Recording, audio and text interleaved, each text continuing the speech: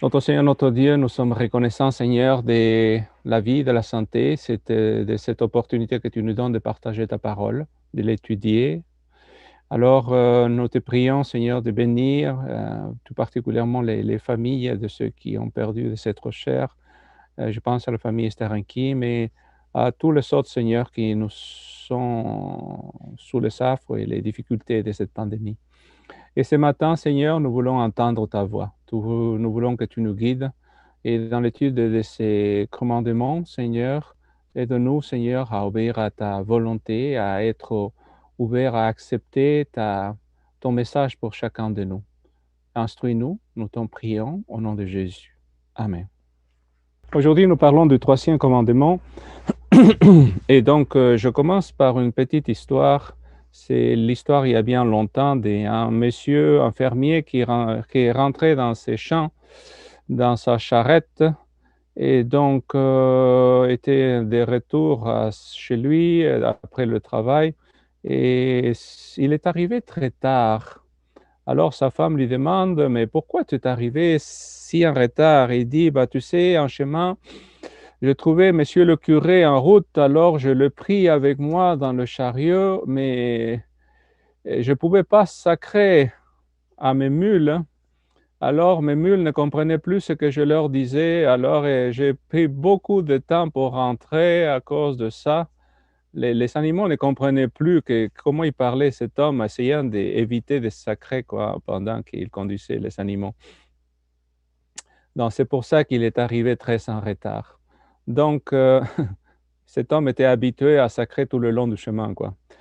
Donc c'est juste une petite histoire. Donc, et voilà, j'arrive donc au verset qui nous intéresse, Exode chapitre 20, le verset 7 ici. Donc, je cherchais à vous montrer que c'est un chiasme qu'on appelle. Hein. Chiasme, c'est la forme, comme vous voyez ici dans l'écran. Là. Il dit, tu ne prendras point en vain le nom de l'Éternel ton Dieu. D'accord? Si vous remarquez, il y a le verbe prendre et en vain le nom. D'accord? Et de l'Éternel au milieu. Et à nouveau, l'Éternel se retrouve dans la phrase suivante. C'est une répétition, donc, d'une certaine façon, de ce qui a été dit. Car l'Éternel ne laissera point impuni celui qui prendra son nom en vain. Et à nouveau, on retrouve donc le nom de Dieu en vain en bas. D'accord? Et le verbe prendre aussi tout en bas. Donc, ce commandement est fait dans une forme qu'on appelle un chiasme, c'est-à-dire une sorte de répétition de ce qui est en haut vers le bas, comme un miroir à l'envers. Bon, donc qu'est-ce qu'est en train de dire ce verset? Premièrement, si tu voyais, tu ne prendras pas, dit Louis II, mais en réalité, le verbe en hébreu, c'est le verbe lever la main, littéralement. D'accord? Pourquoi? Parce qu'à l'époque, quand on jurait, on levait la main. D'accord? Pour jurer, on lève la main. Ce verbe veut dire aussi porter, prendre, invoquer, parce que c'était un geste commun que de lever la main. Je cite seulement Deutéronome 32, verset 40, dans lequel on jure en levant la main. Donc, c'était commun dans la Bible et on le fait encore aujourd'hui. D'ailleurs, je vais bientôt montrer quelques images. Et il dit, tu ne prendras pas en vain le nom de Dieu pour jurer, donc, au nom de l'Éternel, ton Dieu. D'accord? Et ça en vain. Qu'est-ce que ça veut dire en vain? Le mot en vain, c'est un seul mot en hébreu qui veut dire faux, mensonger, vide, néant, inutile, vain. Donc voilà, c'est ça le mot. D'accord? Donc ça veut dire pour mentir peut-être, pour dire quelque chose qui n'a pas d'importance aussi, ça peut être compris comme ça car Dieu va en quelque sorte châtier la personne, va lui faire quelque chose parce qu'on ne prend pas le nom de Dieu en vain. D'accord? Je cherche la définition de mot vain dans le dictionnaire et Larousse dit qui est sans fondement, sans valeur, sans effet, inutile. Voilà ce qui est vain. Quand vous travaillez en vain, vous travaillez sans aucun résultat, inutilement, pour rien. Vous perdez du temps, en fait. D'accord? Ce qui veut dire, c'est le nom de Dieu, on ne l'utilise pas de façon frivole, de façon sans importance. Le nom de Dieu, c'est quelque chose d'important. Mais parlons un petit peu plus du nom de Dieu. Et ici, il y a quelques jours, je pense que je ne sais pas pour ceux qui ont vu Donc, c'est le serment que M. Biden a fait sur une énorme Bible. Voilà, j'ai pris la photo là. D'accord? Donc, il a levé la main, il a mis la main sur la Bible et il a promis de prendre les intérêts de son pays à charge. Beaucoup parce que dans la Bible, on dit qu'on doit le prononcer. D'ailleurs, il faut non seulement le prononcer, on nous encourage à invoquer le nom de l'Éternel, hein, la Bible. Mais les Juifs, ils disent non, non, non, on ne prononce pas. Alors, quand ils arrivent devant ce mot-là, ils sont en train de lire l'hébreu et ils arrivent à ce mot-là, ils vont dire Adonai ou ils vont dire Elohim. Et donc, pour ne pas prononcer ce nom-là.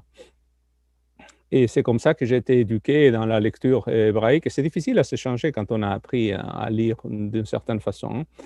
D'accord? Mais et ça va à l'encontre des pratiques même qu'on a trouvées archéologiquement parlant.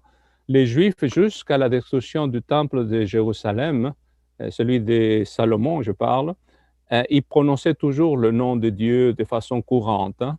Et après ça, durant l'exil, ils ont décidé de ne plus le prononcer jamais. D'accord? Ça, c'est une décision qui a été prise beaucoup plus tard. D'accord? Donc, mais encore aujourd'hui et pendant des siècles, ce nom-là, par exemple, quand les scribes étaient en train d'écrire le nom de l'Éternel, comme celui que vous voyez devant vous, il arrivait au nom, il venait de l'écrire, il fallait qu'il aille se laver, se changer, se doucher même, et pour pouvoir recommencer à écrire à nouveau. Pourquoi? Parce qu'il venait de toucher quelque chose de parfait, de pur, que c'était le nom de l'Éternel. Tellement était le respect qu'ils avaient par rapport au nom de Dieu. Hein. Ça, c'est l'attitude juive. Donc, on va passer à la suite. Donc, l'aspect négatif, tout d'abord, de ce commandement, parce qu'il dit, pardon, tu ne prendras pas, d'accord, le nom de l'Éternel, ton Dieu, en vain. C'est négatif, si vous voyez. On va voir un aspect positif un peu plus tard, tout d'abord. Mais je commence par l'aspect négatif, premièrement. Comment est-ce qu'on peut violer le troisième commandement? Il dit, quand on fait une promesse qu'on n'a pas l'intention de tenir, par exemple. D'accord? Et je fais référence à ceci en Matthieu chapitre 5, le verset 33 à 37. Hein. Donc, on va aller voir un petit peu ce que Jésus nous dit à ce sujet. Matthieu chapitre 5. Matthieu chapitre 5. Petit instant. Voilà. Verset 33 à 37 qui dit, vous avez encore appris qu'il a été dit aux anciens, tu ne parjureras point, mais tu acquitteras envers le Seigneur ce que tu as déclaré par serment. Mais moi, je vous dis de ne jurer aucunement, ni par le ciel, parce que c'est le trône de Dieu, ni par la terre, parce que c'est son marchepied, ni par Jérusalem, parce que c'est la ville du grand roi. Ne jure pas non plus par ta tête, car tu ne peux rendre blanc ou noir un seul cheveu. Que votre parole soit oui, oui, non, non. Ceux qui y ajoutent vient du malin. D'accord? C'est Matthieu chapitre 5, versets 33 à 37. Donc, à l'époque de Jésus, il existe une secte de nom des Esséniens. Hein, c'est ceux qui ont écrit les rouleurs de la mer Rouge, donc Qumran qu'on appelle. Et ces gens-là, à l'époque, ils ne juraient pas. Jamais, à aucun moment, ils ne juraient pas. Flavius Joseph, c'est un historien qui a vécu à cette époque. Il nous raconte, il dit, tout ce qu'ils disent est aussi ferme qu'un serment. Ils s'évitent tout serment et il est à leurs yeux plus rabaissant qu'un parjure. D'accord? Ils ne veulent pas jurer du tout. Mais il y a eu aussi parmi le monde chrétien, et il existe encore aujourd'hui des gens, on les appelle les anabaptistes, les quakers aussi, je ne sais pas si vous connaissez, c'est des protestants, ces gens-là. Et eux aussi, ils ne jurent pas. Ils ne veulent pas jurer du tout. D'accord? Ils suivent, selon eux, ils suivent les indications de Jésus et ils ne jurent à aucun moment. D'accord? Donc, le fondateur des Quakers s'appelle George Fox. Lui, il disait seulement véritablement. D'accord? Quand il promettait quelque chose, il disait véritablement. C'est le plus qu'il pouvait s'approcher d'un serment, c'est dire véritablement.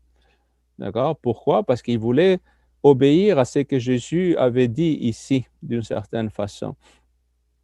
Mais regardons un petit peu ce que dit vraiment Jésus. Hein. Jésus fait référence à à des promesses, d'accord, à des choses que les Juifs juraient, dire, ah oui, c'est vrai, par ma tête, par ceci, par cela. Le problème, c'est qu'à l'époque, on jurait un peu trop. On jurait à tout le temps, d'accord.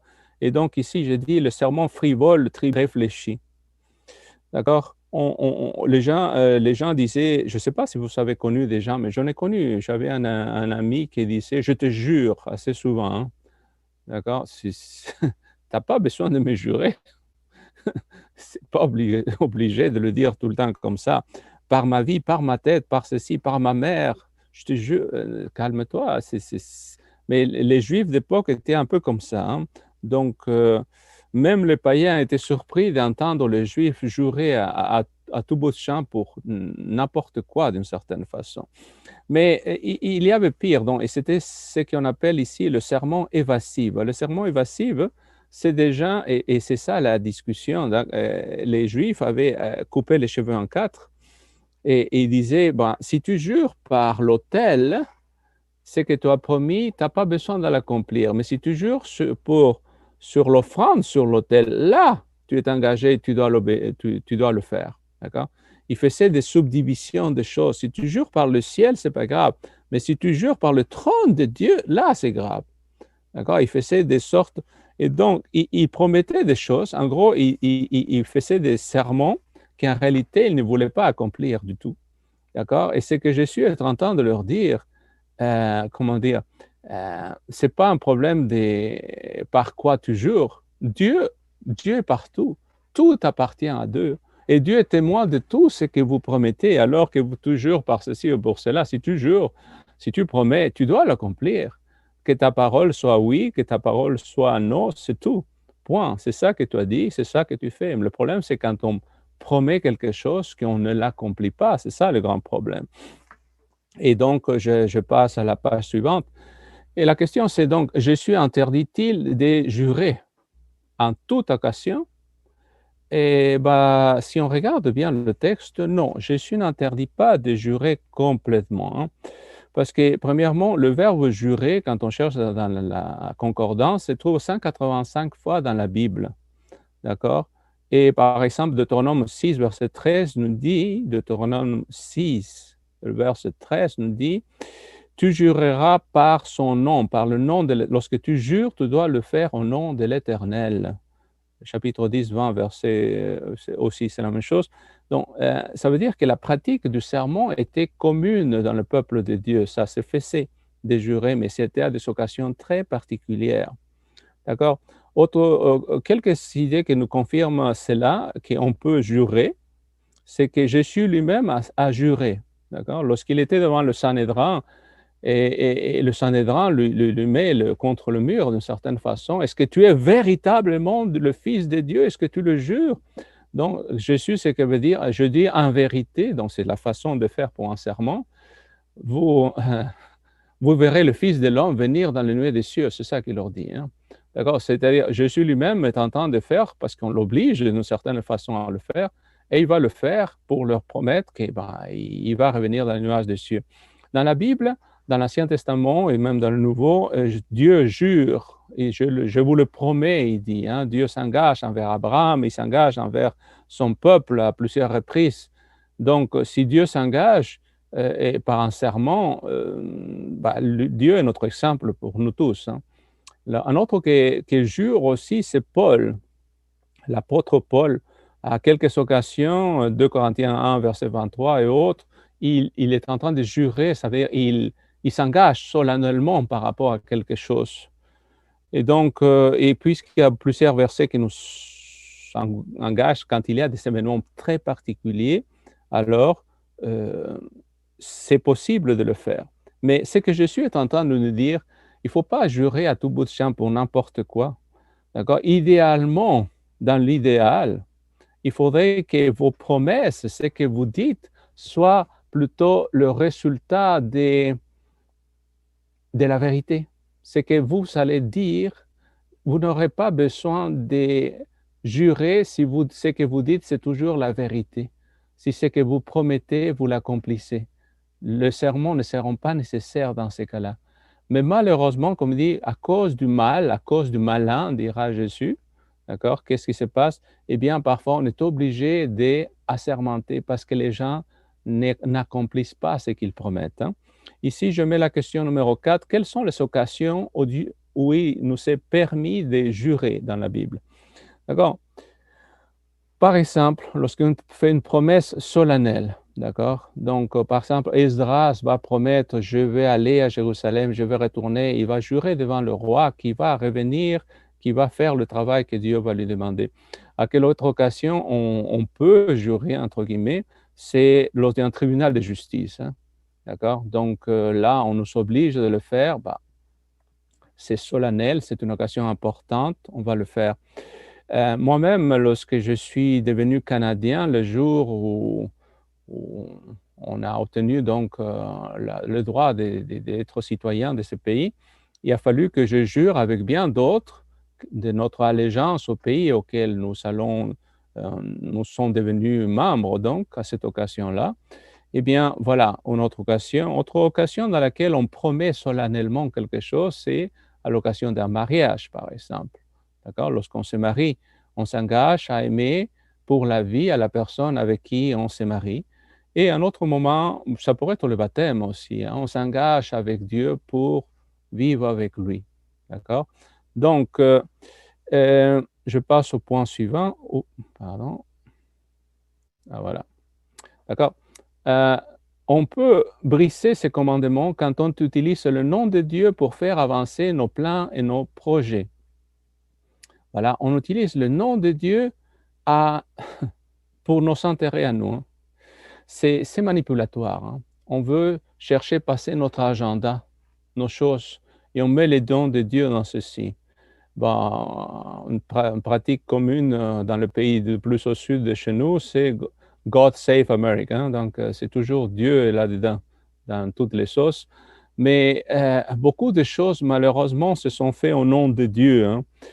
Il y a par exemple, l'Inquisition ou les malversations de l'Église catholique ici au Québec, beaucoup ont été faits au nom de Dieu, hein, pour le bien pour aider les indigènes à se plier à la façon de faire.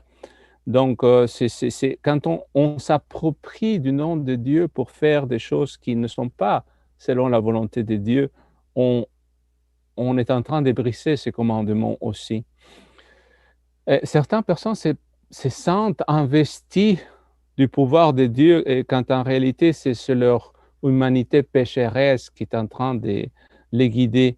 Donc, on manipule Dieu pour nos intérêts, par nos plans, nos choses à nous. Et toute tentative de manipuler Dieu pour guider nos péchés, c'est justement utiliser mal le don de Dieu en vain, de la mauvaise façon. D'accord? Je passe au point suivant. C'est donc quand on croit au pouvoir miraculeux des noms sacrés. D'accord? C'est-à-dire, on pense à un certain pouvoir d'une certaine prière, par exemple. On pense au pouvoir, parce qu'il faut se rappeler, les Israélites sortent d'Égypte. En Égypte, les Égyptiens sont très superstitieux. Ils ont beaucoup d'incantations, de termes magiques, etc. Et ces superstitions existent aussi à notre époque, hein, d'une certaine façon. Quand on répète des formules, des textes, des prières qui sont très bien faites, mais on le répète, on pense que parce qu'on répète, ça va nous porter bonheur, ça va nous aider d'une certaine façon. Nous avons besoin de ces formules, d'entendre ces paroles parce que ça nous fait du bien, et donc on pense que cela va avoir une influence sur notre avenir ou sur ce que nous sommes. Mais il faut se rappeler qu'avec Dieu, ben, on peut s'adresser directement, on n'a pas besoin de formules particulières. Dieu n'est pas un Dieu de magie, qu'il a besoin d'une certaine façon cachée pour s'approcher de lui. Euh, c'est pas une sorte de formule. Donc, Matthieu chapitre 7, verset 21 dira, ceux qui me disent Seigneur, Seigneur, n'entreront pas tous dans le royaume des cieux, mais seulement ceux qui font la volonté de mon Père. D'accord? Il ne suffit pas de dire Seigneur, je t'aime, etc. Oh Jésus, Jésus. est-ce que notre comportement, notre vie est en accord avec cela, hein? D'accord? Donc, une autre façon de briser ces troisième commandements, donc je mets ici, c'est en se moquant et en plaisantant par rapport à Dieu et à ses œuvres, d'accord? Sa parole ou toute autre chose sacrée. Et voilà que nous sommes en train d'étudier le prophète Ésaïe, et justement à cette époque que Sennacherib avait envoyé un moment des soldats vers Israël. Ésaïe chapitre 36, on n'est pas encore là dans l'école Sava, mais bientôt on va arriver. Et Sennacherib envoie un de ses émissaires qui va dire: qui est l'Éternel pour que vous puissiez s'attaquer au roi d'Assyrie? Le roi Sennacherib est tout puissant, il va vous écraser, il va vous faire ci. Les dieux des autres pays n'ont rien fait. Voilà, il se moque de Dieu. Et tout en se moquant de Dieu, Dieu va châtier. Plus de 300 000 personnes vont mourir un seul soir à cause d'une peste que Dieu va envoyer. Et le roi d'Assyrie va falloir qu'il retourne chez lui. D'accord? Mais ça, on le verra dans l'école, ça va bientôt. Mais donc, tous en se moquant de Dieu vraiment de façon claire et évidente, eh bien, Dieu a agi et Dieu a préservé son peuple à cette occasion-là. À une occasion, un monsieur vulgaire entra dans un magasin et se comportant et en disant des sacres. Donc, à un moment, il fait tomber un vase par accident et le propriétaire lui dit: vous savez, ce que vous dites, c'est beaucoup plus grave que de briser le vase que vous venez de briser. D'accord? Parce que vous êtes en train de blasphémer Dieu. D'accord? Donc, je passe au point suivant. En employant le nom de Dieu dans des occasions banales ou en employant un langage offensif et insultant.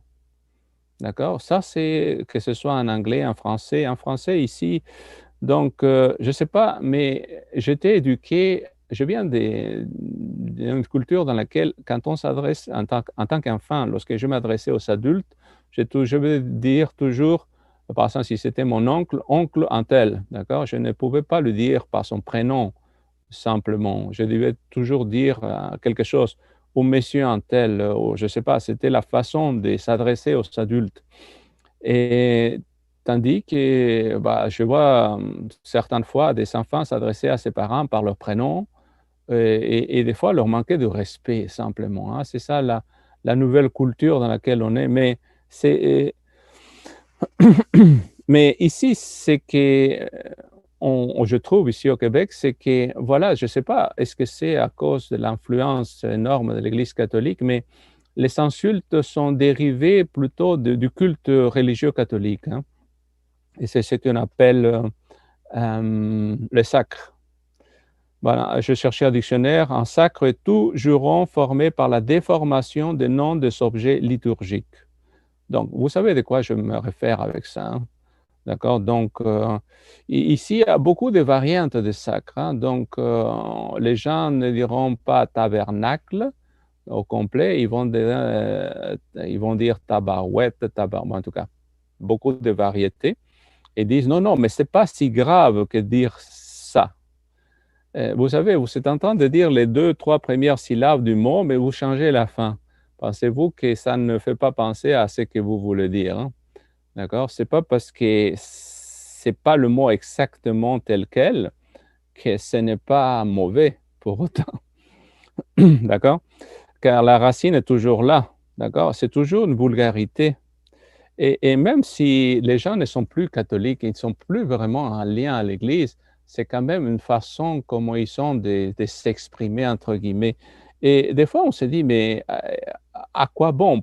À quoi ça sert? Voilà, c'est ça. C'est une émission qui est... Oh, voilà, il y a quelqu'un qui arrive. Il y a une émission que je voyais à la télévision qui est apparue à propos des sacres et les gens disent, ah, quand les gens ils sacrent, ils envoient des mots de ce genre-là, ils résistent mieux, ils mettent la main dans l'eau froide et ils tiennent plus longtemps. D'accord? Ils résistent plus longtemps en disant des gros mots, là, en quelque sorte. D'accord? Ça les aide d'une certaine façon. Euh, c'est le fait qu'ils lâchent loose leur langue qui les aide d'une certaine façon, mais c'est plus dans leur tête la chose. Hein, d'accord? Mais pourquoi? Parce que une occasion, une guêpe a piqué un monsieur et le monsieur s'est mis à dire des choses. Et donc, le médecin, en tout cas, il y avait un médecin qui était proche, il a mis une crème dans sa main qu'il lui avait piqué. Et donc, il dit, si vous voulez, je vais vous mettre un peu plus de crème ailleurs. Il dit, mais où ça? Bah, dans votre langue, hein, parce que ça mériterait un peu plus de crème par là aussi. Donc, j'ai déjà entendu quelqu'un qui me dit, quand il sacrait, mais cela me permet de passer ma colère. D'accord? Ça me permet de m'en sortir de toute cette colère que j'ai à l'intérieur de moi. Mais est-ce qu'on a vraiment besoin de vider sa colère sur les autres? D'accord? C'est ça la question. D'accord? Dieu ne nous appelle pas à faire cela. Au contraire. D'accord? Cette colère, Dieu nous appelle à la contrôler avec son aide. Si vraiment on tient, pourquoi est-ce qu'on ferait comme tous les autres? D'accord? Et je me dis, ce que j'ai appris à mes propres enfants, c'est de, entre guillemets, inventer leur propre sacre à eux. Hein, d'accord? C'est-à-dire d'inventer d'autres mots qui ne soient pas méchants du tout, là, pour exprimer son mécontentement, par exemple. Un petit peu comme dans le, je ne sais pas si vous avez lu le Monsieur Tantan, là. Tantan, il y a un certain capitaine Haddock qui dit tonnerre de 1000 tonnerres, par exemple. Je ne sais pas, n'importe quoi. Quelque chose qui ne fasse pas du tort à personne, en quelque sorte. Et voilà, donc tu dis quelque chose sans blesser ou quelqu'un ou sans, comment dire, sans utiliser des mots qui sont en lien avec la religion ou Dieu, hein, simplement. Parce que jurer sacré, c'est pas bon, d'accord? Ça va à l'encontre justement de ce commandement que nous sommes en train de voir ici. Un autre point, c'est on peut aussi utiliser mal le nom de Dieu par un culte formaliste, d'accord? Par exemple, lorsque nous chantons des louanges à l'église, mais nous les chantons par habitude, nous ne pensons pas aux paroles de ceux qui nous sont en train de dire. Nous oublions que le message de ce que nous sommes en train de dire, ou bien lorsque nous prions en répétant des formules, et nous oublions un petit peu de comprendre et de réfléchir à ce que nous sommes en train de dire. Hein. Et nous pouvons, c'est ça qui dit 2 Timothée 3, verset 5, c'est un risque d'utiliser de façon vaine le nom de Dieu. À une occasion, un curé est en train de prier dans son église. Il y avait un petit enfant à côté de sa mère et le curé à l'avant, il disait « Bon Dieu, Dieu Tout-Puissant ». Et le petit enfant lui tire la jupe à sa maman. Il lui dit « Qu'est-ce qu'il jure, monsieur le curé, quand même hein? » Il dit donc, parce que c'est comme ça que jurait sa mère, quoi. Aïe, aïe. D'accord? Donc, mais il croyait que le curé est en train de jurer, quoi. Parce que c'est des expressions que les gens disent, hein, sans réfléchir, juste parce qu'ils sont fâchés ou autre. D'accord? Donc, et voilà, je passe au point suivant. Voilà, on peut aussi transgresser ce commandement en ne faisant pas la volonté de Dieu.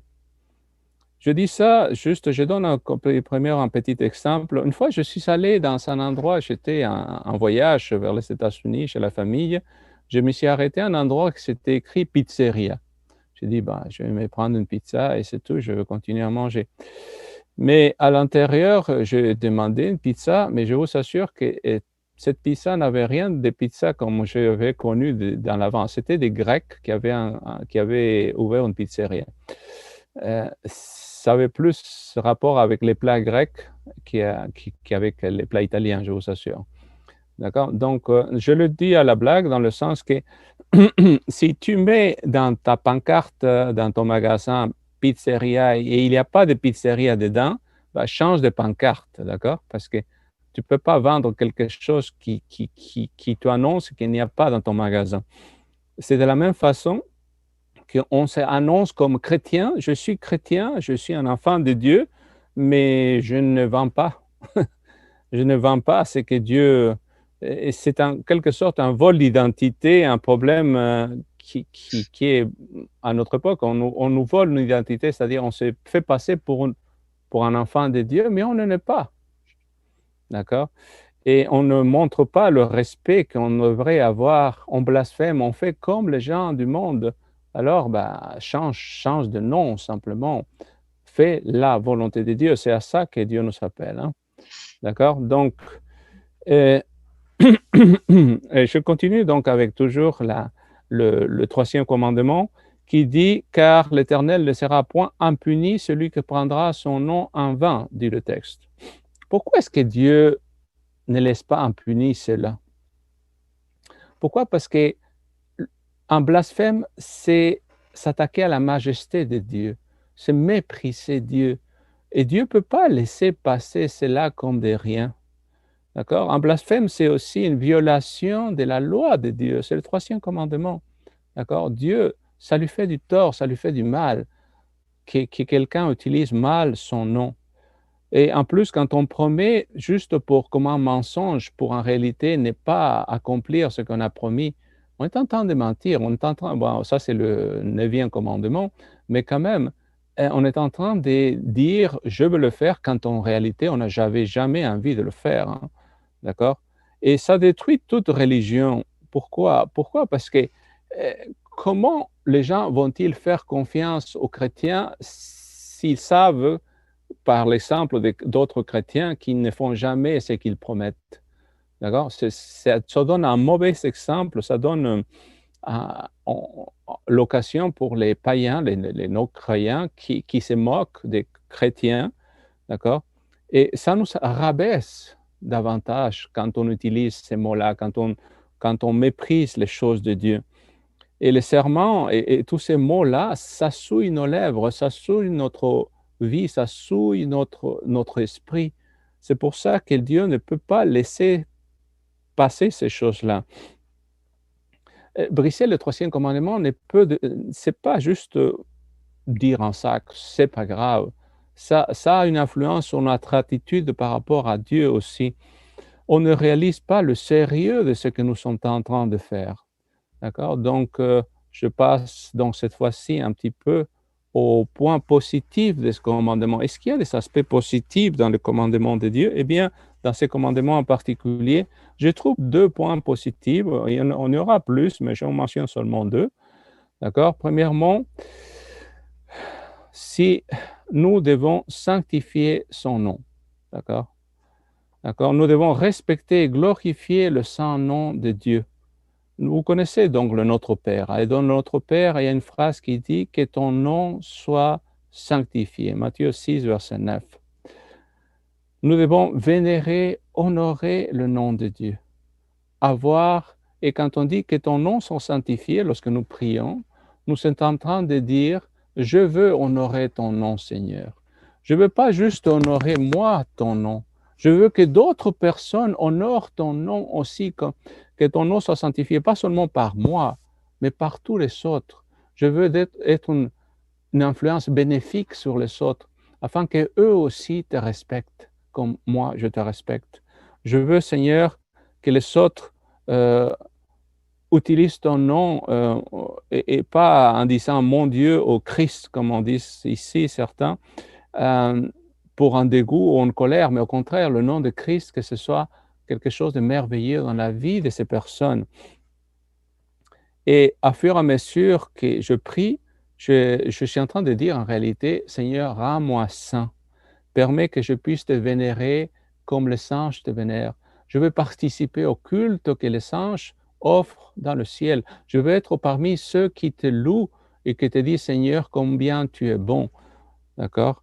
Et donc, mais ce qui est important, et c'est ça qu'il faut se rappeler, c'est pas tellement que moi je m'élève à une certaine place, quelle qu'elle soit, c'est que quand je rends gloire au nom de Dieu, c'est le nom de Dieu que je mets en haut, c'est Dieu que j'élève plus en haut.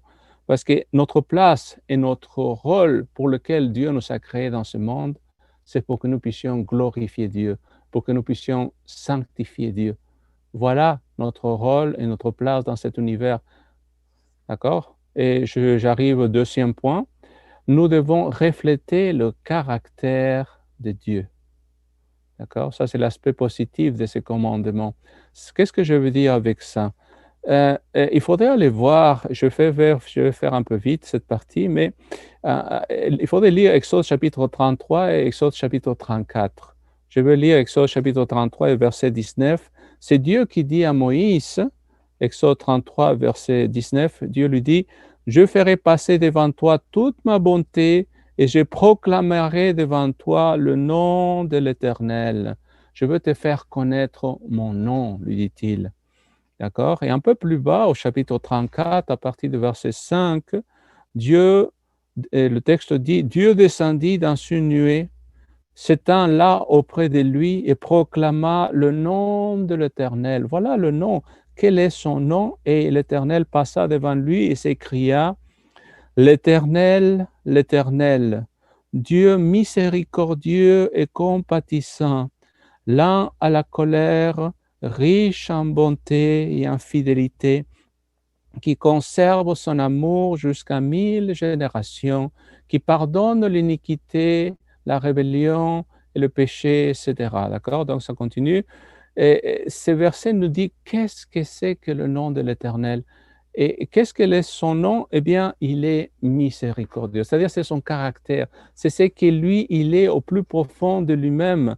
D'accord? Le nom de l'Éternel, c'est sa nature, ce sont ses vertus, ce sont ses attributs, c'est son caractère, c'est son pouvoir, son autorité, ses propos, ses enseignements, ses méthodes, sa providence, ses paroles. Voilà, c'est ça le nom d'Éternel, c'est la vérité, c'est son règne qui est son nom.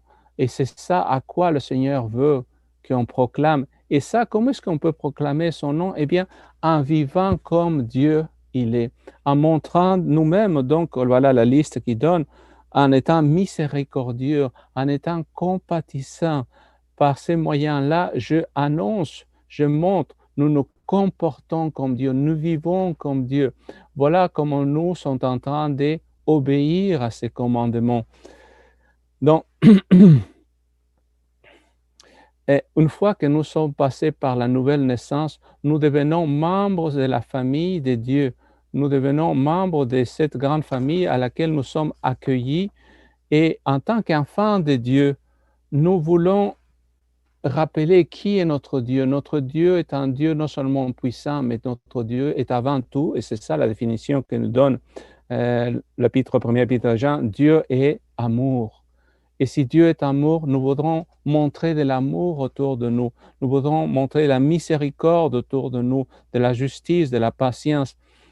D'accord? Donc, Matthieu chapitre 5, verset 44 à 45, j'aime beaucoup ce verset. Il dit, Matthieu 5, verset 44 à 45, mais moi je vous dis, c'est Jésus qui l'affirme, hein, aimez-vous, aimez vos ennemis, bénissez ceux qui vous maudissent, faites du bien à ceux qui vous haïssent et priez pour ceux qui vous maltraitent et vous persécutent, afin que vous soyez des fils de votre Père qui est dans les cieux. Voilà, comment est-ce qu'on va montrer qu'on est des enfants de Dieu?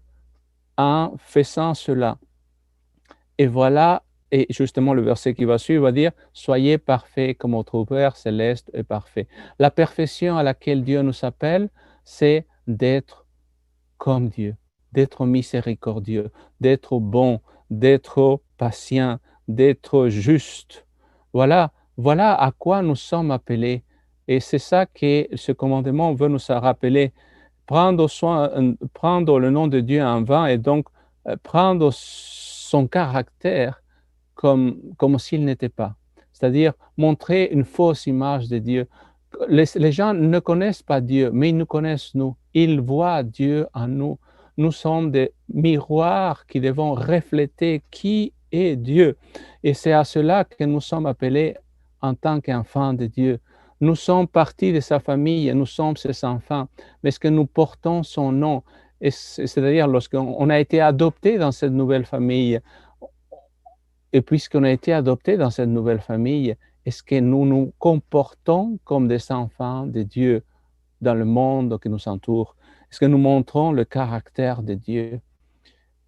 Je finis avec donc Apocalypse chapitre 14, le verset 1er.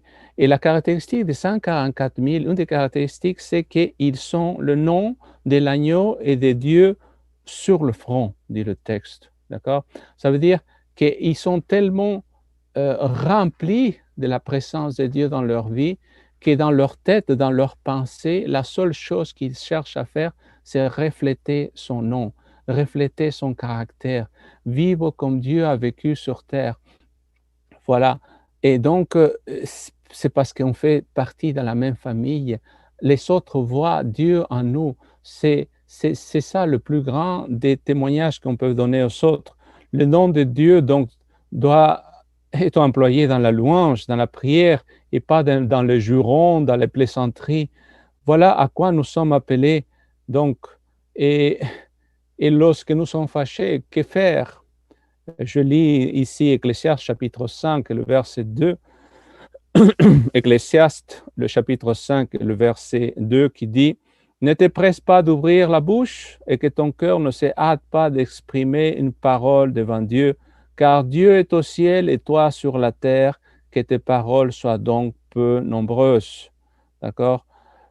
Que le Seigneur nous aide, que comme Ésaïe au chapitre 6, on est en train d'étudier le prophète Ésaïe, et un des séraphins est venu avec une braise ardente purifier ses lèvres. Que le Seigneur purifie aussi nos lèvres, à vous et moi, afin que de nos bouches puissent sortir des paroles d'encouragement, des paroles de miséricorde, des paroles d'amour envers ceux qui nous entourent, afin que nous puissions accomplir le sens et le pourquoi de ces commandements, et que ces paroles, donc des sacres ou des insultes ou quoi que ce soit, ou ça disparaisse à fur et à mesure de nos lèvres.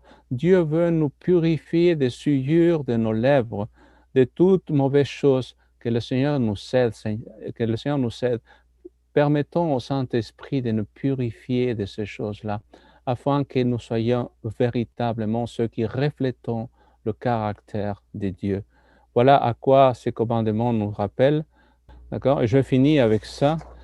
Je souhaite à vous et moi que nous puissions, comme le dit le commandement, non pas seulement ne pas utiliser le nom en vain, mais nous puissions l'utiliser et refléter le caractère de Dieu. C'est à quoi nous sommes appelés, vous et moi. Et c'est ça le message que le monde attend à l'époque à laquelle nous vivons, que le Seigneur nous aide à refléter son amour. Voilà, donc peut-être je pourrais demander à quelqu'un d'entre vous, Diane, veux-tu faire la prière pour conclure la méditation de ce matin? Père éternel, Seigneur Tout-Puissant, nous te disons merci pour la matinée que nous avons passée dans ta parole. Père, nous avons compris et entendu ce que nous devons être, faire et montrer aux gens autour de nous. Que nous puissions, Père, mettre les paroles en pratique et que tous les gens autour de nous puissent voir Jésus dans notre caractère. Père, est-ce que tu peux nous bénir aujourd'hui et nous garder près de toi? Veuille bénir ceux qui ont entendu ce culte et que nous puissions, Seigneur, à chaque jour pouvoir montrer aux autres combien nous t'aimons.